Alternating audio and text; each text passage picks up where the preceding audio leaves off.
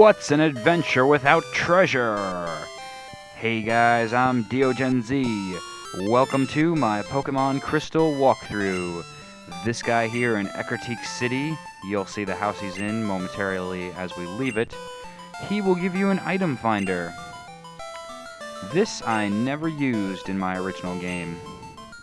I really didn't start using the item finder until about Heart Gold and Soul Silver. Really, I thought that the item finder was so misguided and very poorly programmed until then that it wasn't worth using for me. The way that the item finder works in this game is that if there's an item near you, it'll make a ping noise.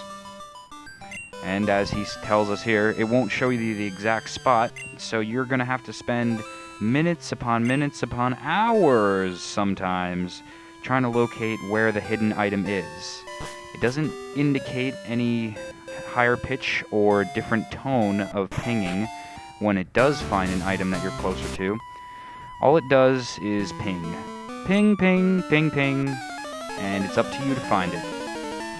So today we're not going to worry about pinging items. What we will worry about, though, is getting our next gym badge in the Johto region. And the way we do that is through Morty. He's the ghost-type gym in the Johto region, and he is filled with Ghastlies, Haunters, and Gengars. Oh, my favorite ghost-type Pokemon. You know, here's a funny story about Gengar. I've had a pretty tenuous relationship with it throughout my Poke-loving years. I've always admired it from a distance, but that's about all I could get. When I was young and I didn't have anybody to trade with, I didn't know how to evolve Gengar, much less find anyone to trade, so I could get a Haunter and have it evolve. So I never was able to get it, although I always idolized it because of Morty's gym. This was the place where I think I really fell in love with Gengar. When you see the sprite, you're going to see why. I think, and you can put your opinion in the comments below, I'd love to know what you think, that it's the most sinister sprite of Gengar that I've seen the Pokemon Company create. Just the darkest, most dark, evil ghost type that I've seen Gengar be. And you're going to win a lot of these matches here by default with Ghastlies using Curse. So before I even go on to my tangent of story, let me recommend the types that you use. I guess you could see from the borders, but just to advise you, there are no Dark-type Pokemon that I can think of early on in the game. What you want to go for is using Dark-type moves like Bite. You don't have to get an Ekans like I do if you don't want to raise a snake, but a handy Pokemon to have would be Arcanine. And the school kid that we battled on the route with Sudowoodo, I believe it was 36, that kid, that schoolboy right there, if you register his number in your phone, he eventually will call you to give you a Firestone, and that's what's required to evolve your Growlithe into an Arcanine. So not only will you use it at this gym, but it can be an integral part in your overall team for your Crystal Adventure, or Gold and Silver if you're playing along with that. What? Charbak is evolving?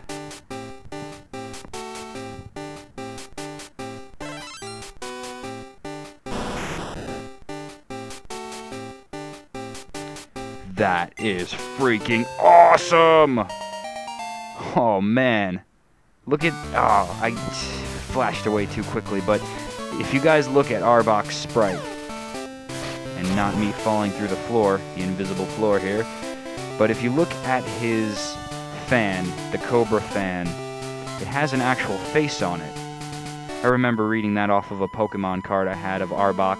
It said that its faces change on that fan. Pretty weird.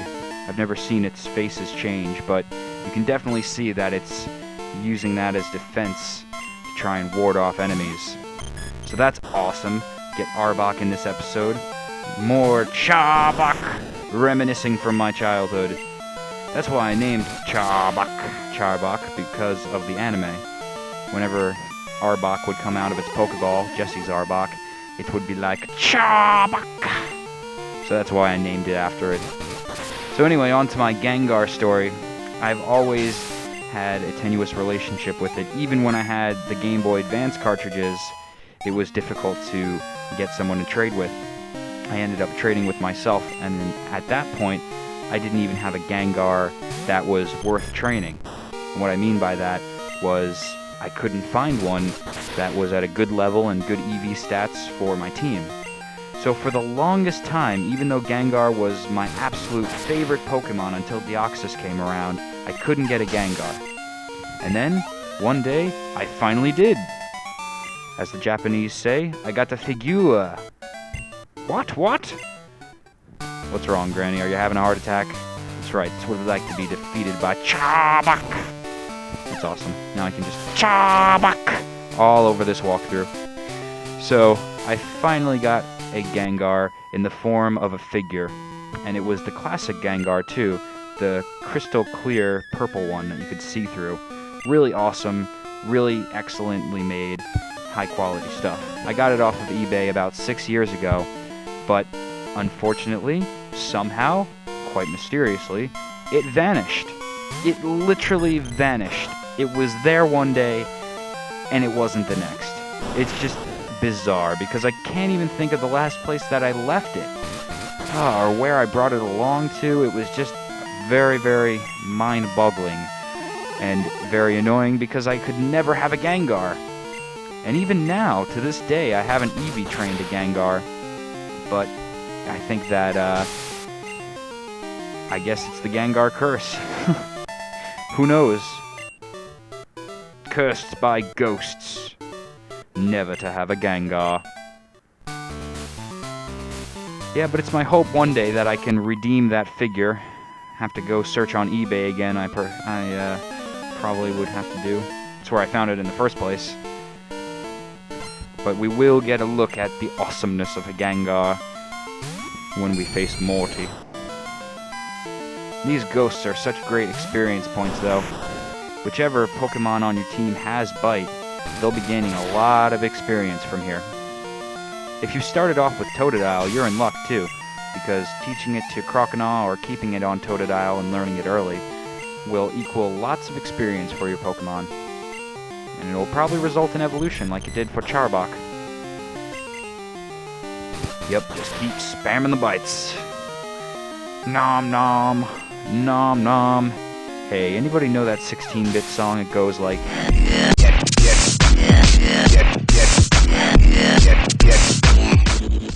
Yep. That's what I think of every time I see Charbok use Bite. Just nom nom, nom nom, nom nom, nomity nom nom nom. Oh, I love dubstep. You know, often I wish that I could speak in dubstep. Kind of as a language.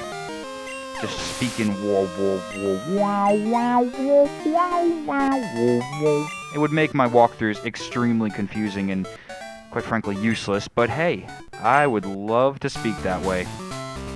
And now, we get to face the Wobinator himself, master of dubstep, Morty. I'm just kidding. He's got an awesome Gengar though, and he follows the legends of Ho-Oh.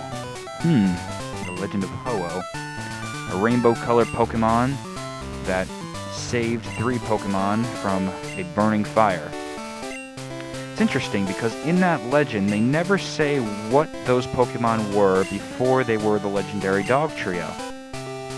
Maybe they were 3 new species, one of a kind, but now they're more legendary than ever. So, let's verse Morty. Now what he likes to do as a main strategy is use Hypnosis, Curse, and Dream Eater on you. He also would like to lock you into place with Mean Look, so you gotta be careful and make sure your bites are fierce. For this battle, I recommend highly that you're going for one-hit KOs all around. Just try and make sure that whatever Pokemon is using Bite has a powerful enough one to take his Pokemon down. You don't want to leave his undead ghosts living for too long, because when you do that, that just leaves you, open for curses and other nefarious ghostly tactics. Alright, so we're cursed, so let's change it up. Because the nice thing about having a cursed Gengar or Haunter use it as a sacrifice move is that we get an auto switch which completely negates the effect of the curse. I always found it a ridiculous AI intelligence maneuver that these Ghastlies, Haunters, and Gengars will use curse when less than half of their HP is left. Ah, it's the Dream Eater! Now seriously, did you just see that in negative? Go ahead and rewind the video and pause. Look at Gengar's sprite in negative. That thing, holy crap. Even as just a regular sprite, if he was standing over your bed, would you feel safe? No.